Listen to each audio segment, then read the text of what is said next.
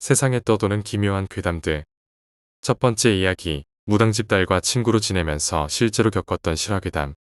그 언니 학교에는 무당집 딸이 한 명 있었습니다. 쉬는 시간마다 아이들 점을 봐주었습니다. 언니도 그런 쪽에 관심이 많아 그 무당집 딸하고 금방 친해졌습니다. 그런데 하루는 그 무당집 딸이 학교에 나오지 않았습니다. 언니는 몸이 아픈가 보다 생각하고 그 무당집 딸이 살고 있는 곳에 찾아갔습니다. 언니가 그 집 초인종을 눌렀는데 아무도 나오지 않고 이상한 소리만 들렸습니다. 살짝 문을 열었더니 그 무당집 딸이 화장실 문 앞에 앉아서 이상한 소리로 중얼거리고 있었습니다. 언니는 그 무당집 딸이 이상하다는 것을 느끼고 그 무당집 딸을 잡고 막 흔들었습니다. 그러자 그 무당집 딸은 축 늘어졌고 몇 분이 흐른 후에 정신을 차렸습니다. 언니가 물어보았습니다. 무당집 딸이 이렇게 얘기했습니다. 아빠는 없고 엄마는 무당이라 거의 안 들어오시는 거 알지? 어제도 엄마가 안 들어오셨는데 내가 새벽에 배가 아파서 화장실에 갔어. 그런데 기분이 으스스해서 화장실 문을 장난으로 안에서 두어 번 노크했어. 그리고 나서 기억이 없어. 언니는 그 무당집 딸한테 무리해서 그렇다고 좀 쉬라고 했습니다. 그때 무당집 딸이 이렇게 말했습니다. 내가 절대 하지 말았어야 할 행동을 해버렸어. 너 금기 중에 이거 알아? 안에서 노크하지 말라. 그러면 귀신은 들어오라는 줄 알고 자신의 몸으로 들어올 것이다. 그 후로 무당집 딸은 자주 학교에 오지 않았고 가끔씩 오면 발작을 일으켰습니다. 그리고 나서 수능이 끝나고 나서 모습을 감췄습니다.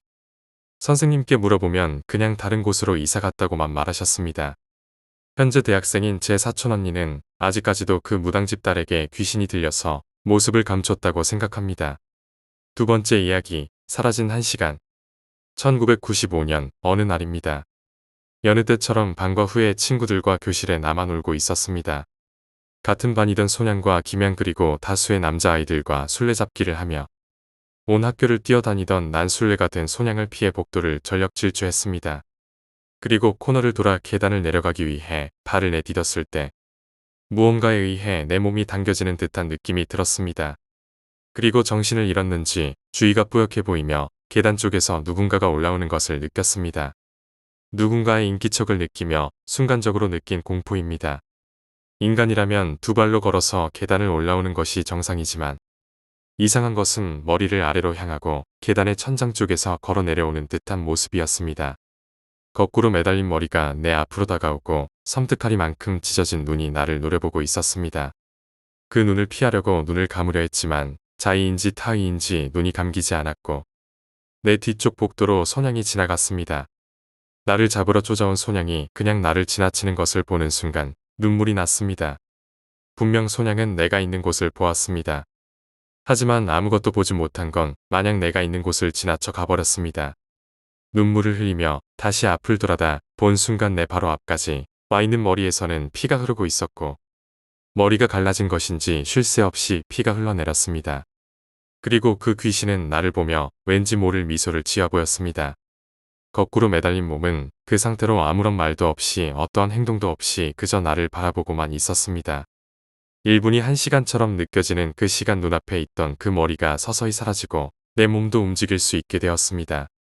나는 재빨리 친구들이 있는 교실로 달려갔고 소냥과 김양만이 나를 보며 걱정스런 말투로 어딜 다녀왔냐고 물어보았습니다. 다른 아이들은 없었습니다. 다른 친구들은 어딜 갔냐고 묻자 오히려 김양은 넌 술래잡기 하다가 1시간 동안 어디 갔다 오는 건데 라며 화를 냈습니다. 오래 걸려봐야 약 5분이라고 생각한 그 머리와 마주하고 있던 시간. 그 시간이 1시간이었다는 게 믿어지지 않았습니다. 친구들과 놀았던 시간은 4시 30분가량. 그리고 김양의 말에 벽시계를 바라본 시간은 6시가 지나고 있었습니다. 말도 안 되라고 말했습니다. 소냥과 김양은 다그치듯 1시간 동안의 내 행방을 물었고 두 사람에게 계단에서 본 귀신을 설명했습니다. 그리고 다시 가본 자리에는 핏자국도 희미한 안개도 찾아볼 수 없었습니다. 다음 날 5학년 전 교실에 내가 본 귀신 이야기가 퍼지고 다른 반 친구 하나가 나를 찾아왔습니다. 너 그 귀신 봤니? 라고 물었습니다. 난 아무 말도 할 수 없었습니다.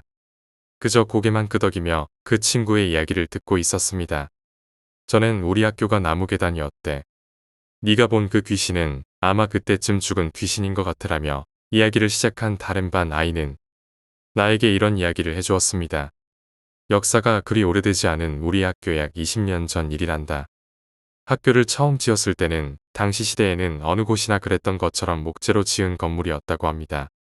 당시에 국민학교 6학년이었던 어느 소녀가 다 해진 양말을 신고 복도와 교실을 다니며 곧 졸업함을 아쉬워하고 있었습니다. 그 소녀는 내성적이고 소심한 성격에 친구들과 어울리지는 못했지만 어려운 가정 형편이었지만 학교를 다니는 것을 좋아했고 중학교는 갈 수 있을지 못 갈지도 모를 만큼 힘들었다고 합니다. 그래서 그런지 졸업을 앞두고 많이 아쉬워했다고 합니다.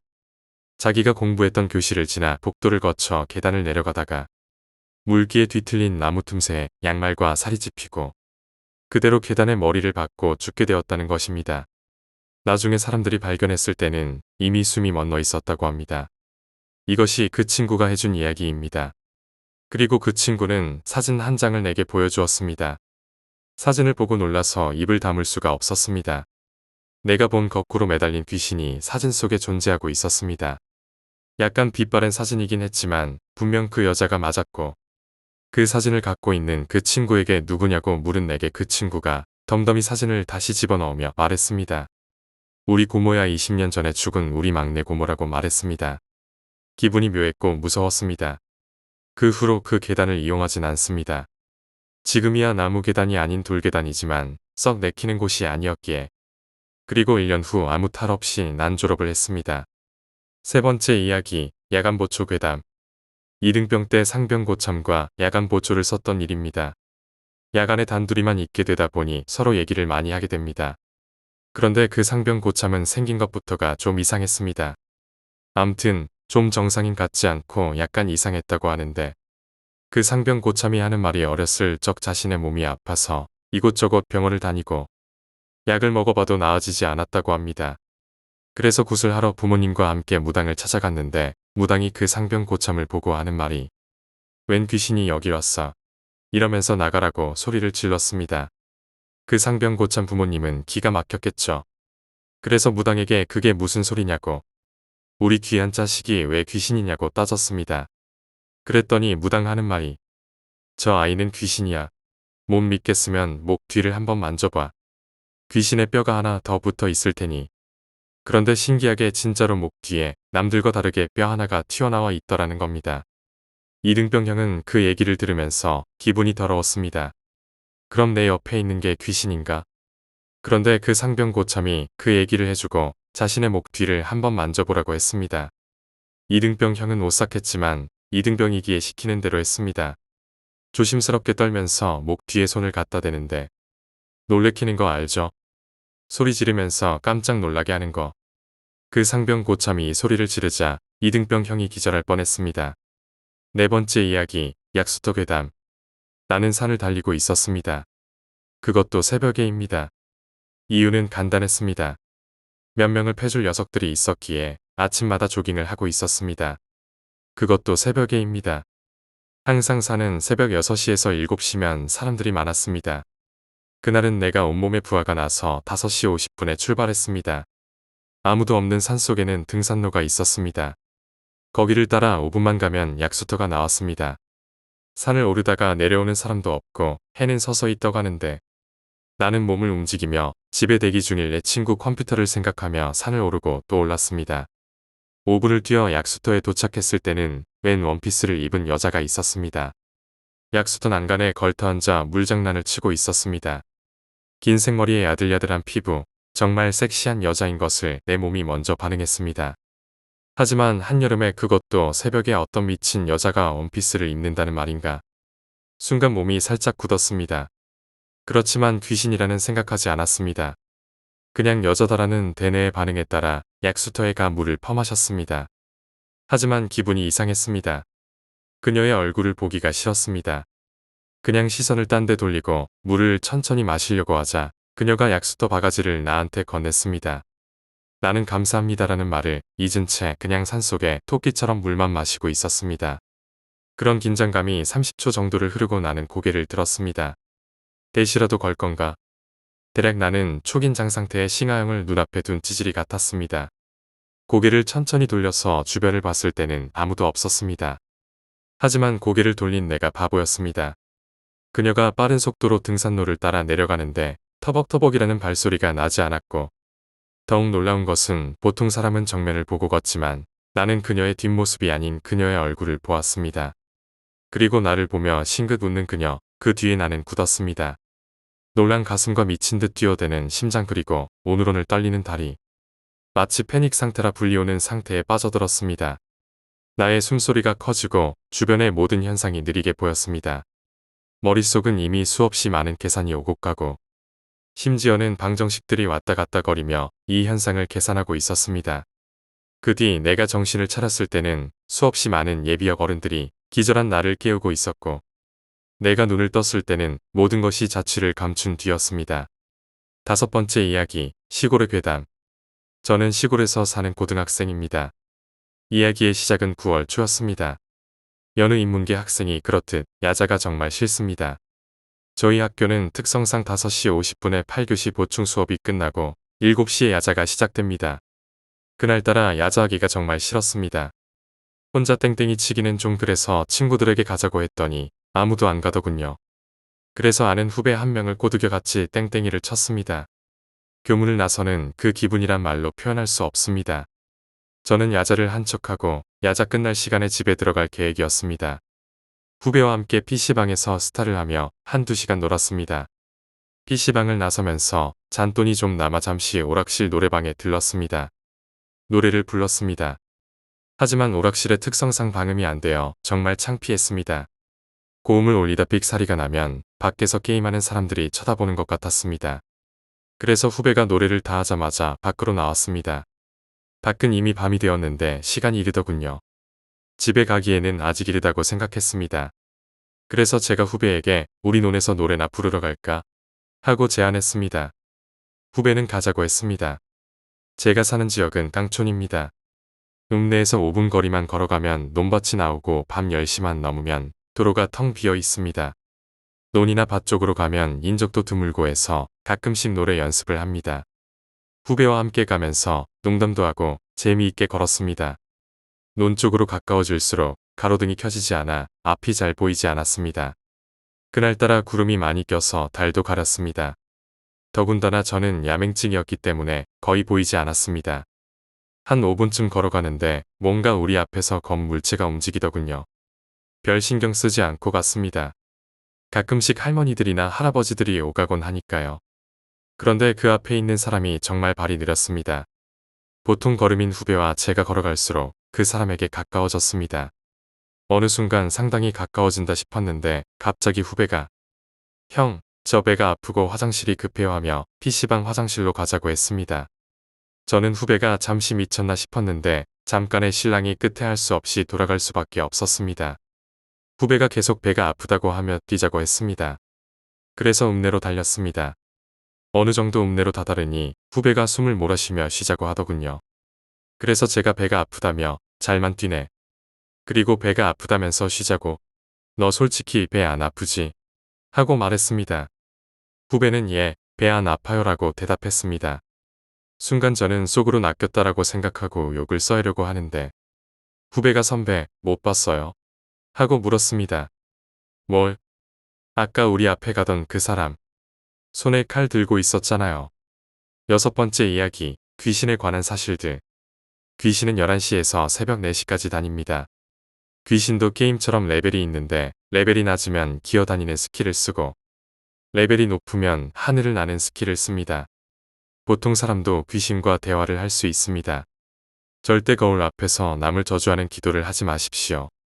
거울 중에서도 계단이나 화장실에 있는 거울이 제일 위험합니다. 귀신을 봤을 때 눈을 감았다가 뜨면 사라지거나 더 가까이 와 있습니다. 귀신에게 당당함을 보이지 마십시오. 당당함을 보이면 귀신이 당신을 가지려 할 것입니다. 울고 있는 귀신은 원한이 있는 귀신입니다. 자신을 보고 웃는 귀신은 자신을 비웃거나 자신에게 관심이 있는 귀신입니다.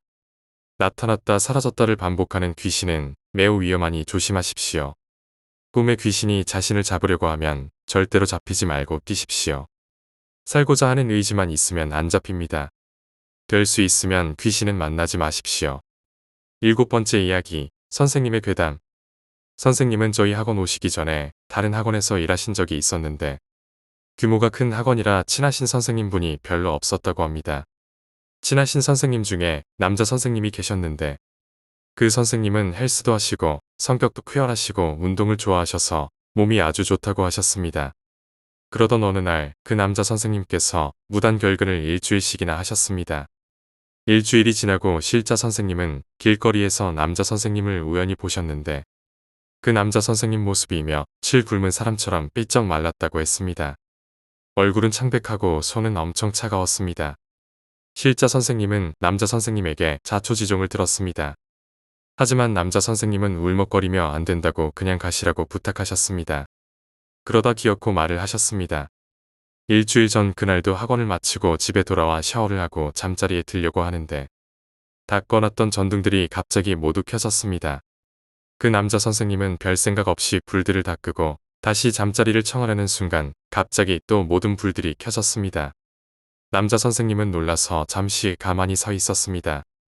정신을 차리고 불들을 다 끄고 방으로 들어오는 순간 침대 옆에 검은 사람이 웅크리고 있었습니다.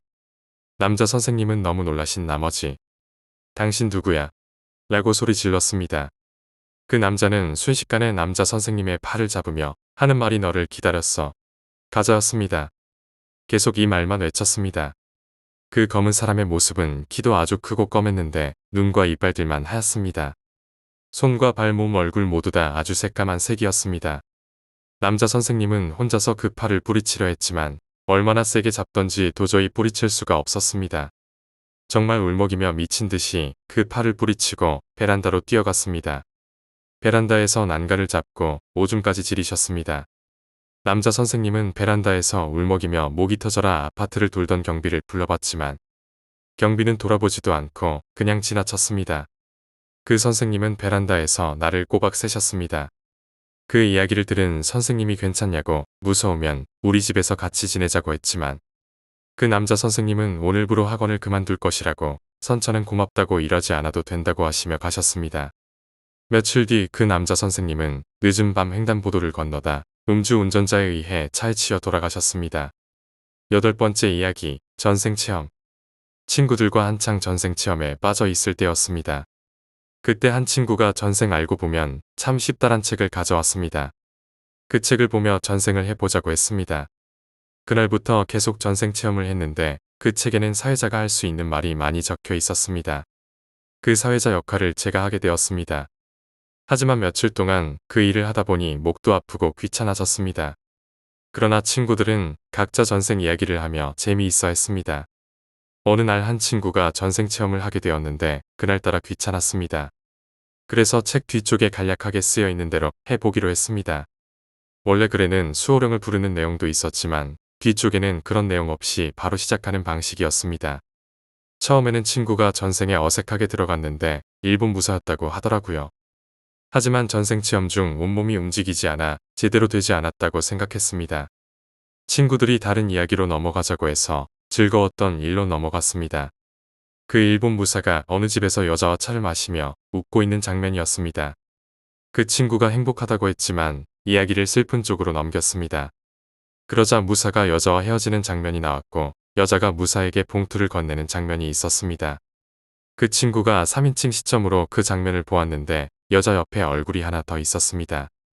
그 모습이 너무 무서워서 친구가 울기 시작했습니다. 전체가 당황했고 사회자인 저는 친구를 깨우려고 했지만 잘 되지 않았습니다. 결국 친구를 흔들어 깨웠습니다. 친구가 깨어난 후 여전히 무서워하며 어느 여자의 얼굴이 클로즈업 되는 것을 보았다고 했습니다. 그 얼굴은 일본 화장을 한 것처럼 희고 입술은 빨갛게 칠해져 있었으며 입이 귀까지 찢어져 있었습니다. 친구는 너무 놀라 가슴이 답답하다고 호소했습니다. 한 친구가 전생치료사가 쓴 책을 언급하며 손이 차고 가슴이 뜨거운 것은 귀신이 씌었다고 했습니다. 그 말에 친구는 더욱 두려워했습니다. 우리는 기독교 신자들을 모아 기도하고 노래를 불러주었습니다. 그럼에도 친구는 여전히 답답함을 호소했습니다. 방을 옮기자 그 증상이 사라졌습니다. 그러나 이후로도 친구는 며칠 동안 불안해했습니다. 그 일 이후로 우리는 다시는 전생 체험을 하지 않기로 했습니다. 저는 그 친구에게 미안한 마음뿐입니다. 9번째 이야기, 중독. 선우야, 남 이해 없이 이제 어떻게 살아? 준혁이는 그렇게 울먹이며 소주를 한 번에 들이켰습니다. 술에 취해 이미 이성을 잃은 준혁이는 주위의 시선에도 아랑곳하지 않고 마음껏 술고 소리 지르며 울부짖고 있었습니다. 내가 그에게 해줄 수 있는 것이라곤 그저 말없이 들어주는 것과 틀에 박힌 위로 한마디를 해주는 것밖에 없었습니다. 나는 간간히 시계를 들여다보며 어서 집에 가고 싶은 마음뿐이었습니다. 새벽 1시가 넘어가고 있을 무렵 나는 더 이상 버티지 못하고 억지로 그 녀석을 들쳐매고 주점에서 빠져나왔습니다. 그 녀석을 업고 한참을 가던 나는 다리에 힘이 빠져 근처 슈퍼 앞 의자에 그 녀석을 잠시 앉혀놨습니다. 내가 한참 숨을 고르고 있을 때 그 녀석이 살짝 정신이 돌아왔는지 주위를 두리번거렸습니다. 정신을 못 차리고 주위를 둘러보고 있던 그 녀석의 시선이 갑자기 어느 한 곳에 멈추었습니다. 무엇일까 하고 보니 슈퍼의 열린 문 사이로 보이는 가지런히 진열된 초콜릿이었습니다. 그 녀석은 초콜릿의 시선을 떼지 않은 채 나에게 말했습니다. 나 초콜릿 좀 사주라. 갑자기 애처럼 초콜릿을 사달라는 준혁. 나는 어이가 없었지만 그 녀석 눈빛이 워낙 진지했기 때문에 말 없이 슈퍼에 들어가 초콜릿을 사왔습니다. 초콜릿을 받은 그 녀석은 초콜릿 포장을 뜯으며 말했습니다. 미애가 나랑 데이트할 때마다 항상 초콜릿을 사달라고 졸랐거든. 미애가 그렇게 좋아하던 요 녀석 무슨 맛인지나 보려고 말이다. 그 녀석은 쑥스러운 미소를 지으며 초콜릿 한 조각을 뜯어내 입에 넣고 오물거렸습니다. 못 말리는 녀석, 준혁은 어렸을 때도 그랬습니다. 나랑 같이 다닌 고등학교 3년 동안 한 여자만 짝사랑해왔고 부끄럽다고 고백도 못 해본 채 졸업해버린 마음 여린 녀석이었습니다. 그런 순진한 녀석이기에 자신의 사랑을 아낌없이 그녀에게 쏟아버린 것입니다. 정말 미련한 녀석이었습니다. 나는 말없이 담배를 꺼내 밤하늘을 바라보며 담배를 피우는데 갑자기 들려오는 부시럭거리는 소리에 준혁이를 바라보았습니다. 나는 놀라 손에 들고 있던 담배를 떨어뜨렸습니다. 우걱우걱. 굶주린 짐승이 썩은 고기를 뜯어먹는 것처럼 그 녀석은 한 마리 야수같이 초콜릿을 개걸스럽게 먹어대고 있었습니다. 그래, 단순히 초콜릿을 먹고 있는 것뿐이야. 그런데 왜 이렇게 무서운 거지? 그 녀석의 입에 들어간 초콜릿은 으드득 소리를 내며 부서졌습니다. 그 소리가 내게는 마치 사자가 영양의 고기를 뼈째 씹어 먹는 소리 마냥 공포스럽게 들렸습니다. 그 녀석의 입가엔 침과 섞인 초콜릿이 잔뜩 묻어 있었고 초콜릿 봉지마저 깨끗이 핥아먹고 있는 준혁이의 모습은 너무나 괴이했습니다. 그날 그 녀석을 집에 데려다 주고 한참을 걸어가다 뒤를 돌아보았을 때 슈퍼 쪽으로 다시 걸어가는 그 녀석을 보았습니다. 초콜릿을 한 알음 들고 나오는 준혁. 나는 준혁이 사라질 때까지 한참을 바라보다가 저 녀석이 초콜릿을 먹던 말던 내가 무슨 상관일까 하는 마음이 들어 밀려오는 의구심을 떨쳐버리고 돌아섰습니다. 그때 그 녀석을 말렸어야 했습니다. 준혁과 마지막으로 헤어진 지 일주일이 지났습니다. 그 일주일 동안 준혁은 회사에 오질 않았습니다. 무슨 일이 그 녀석에게 일어났나 싶어 오늘 준혁의 집에 가기로 했습니다. 준혁이의 집 초인종을 아무리 눌러도 대답이 없자 문을 살짝 밀었는데 그대로 쏙 열렸습니다. 문도 잠그지 않고 나는 집 안으로 들어가 보았습니다. 집 안에 들어서자마자 제일 먼저 느낀 것은 내 코를 찔러오는 진한 초콜릿 향기였습니다. 달콤한 냄새, 그 달콤한 냄새가 너무나도 역겹게 느껴졌습니다. 나는 코를 들이막고 준혁의 방을 열어봤습니다. 거기엔 분명히 준혁이가 있었습니다. 그런데 나는 너무나 놀라 뒷걸음질치고 말았습니다.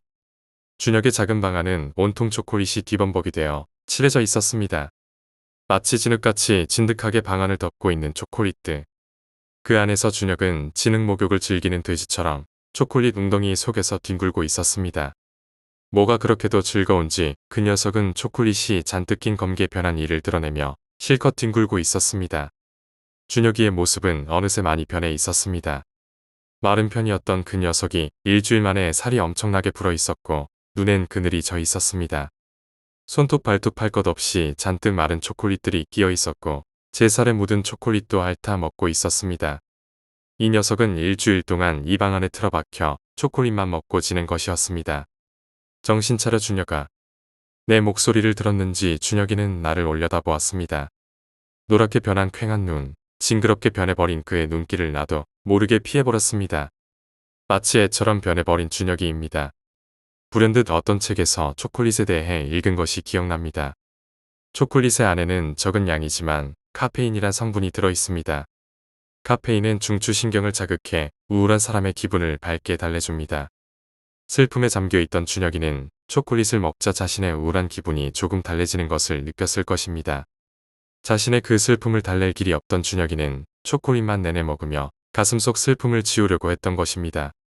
그러나 초콜릿을 일주일 동안 엄청나게 먹어대던 준혁이는 그 황홀한 기분에 빠져 미쳐버린 것입니다. 나는 안쓰러움과 착잡한 마음에 고개를 돌렸습니다. 그런데 준혁이의 방구석에 초콜릿에 뒤덮인 어떤 형체가 보였습니다. 준혁이는 내 시선을 느꼈는지 그 형체로 기어가 그 형체의 윗부분에 있는 초콜릿을 핥아 먹었습니다.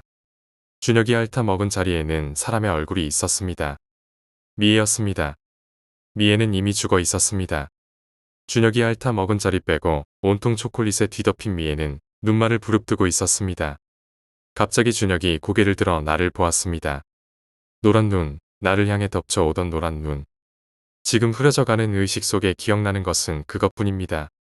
나는 죽은 미애의 곁에 똑같이 초콜릿에 온통 뒤덮인 채로 죽어가고 있습니다. 그 녀석은 내가 흐린 눈빛으로 자신을 보고 있다는 것을 느꼈는지 녹은 초콜릿을 내 얼굴에 부어버렸습니다.